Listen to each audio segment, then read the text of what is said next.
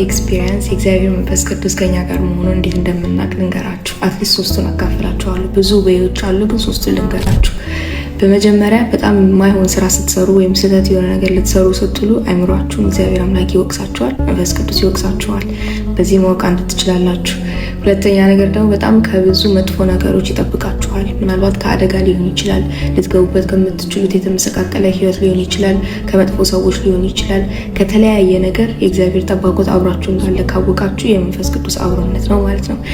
ሶስተኛና የመጨረሻ በጣም የሚያስቀው ነገር ግን እኛ ስንጸልይ ላይ እንዴት ነው የሆነ መጸለያችን መቆማችን ብቻ ነው የምናየው። ባንጸልይ ወይ እግዚአብሔርን በቃ ለእግዚአብሔር ያላደረገን ይመስለናል ማለት ነውና ባለመጸለይ ውስጥ ግን የምናጣውን ሰላም ኢንተርናሊ አናውቀውም። እና ሊትራሊ የመንፈሳዊ ፕራክቲሶቻችንን በቀነስን ቁጥር ላይክ የሆነ ነገር ስናጓድል የሆነ ላይ በቃ ይሄ ችግር የለውም በዛ አሁን ስራም ነገር ልትሉም ከፈለጋችሁ ምናምን በዛ ውስጥ ሰላም ታጣላችሁ። ሄዳችሁ ስትጸልዩ ደግሞ ያንን ሰላም ታገኛላችሁ። ወይም ያንን ይቅር ያላችሁትን ነገር ስታደርጉ ሰላማችሁ ይገኛል ማለት ነው። እና እግዚአብሔር የሚጠራበት መንገድ እንደሆነ ተምሬያለሁ። የእግዚአብሔር መንፈስ ቅዱስ በሌላ መንገድ አብሮ እንዳለ የምታውቁት when you don't do anything እግዚአብሔር ጋር የሚያቀራርባችሁ ነገር ሳታደርጉ ስትቀሩ እንድትቀርቡት ጊልቲ አይነት ፊሊንግ በማስቀመጥ ነው። እና እንደዛ ነው እላችኋለሁ።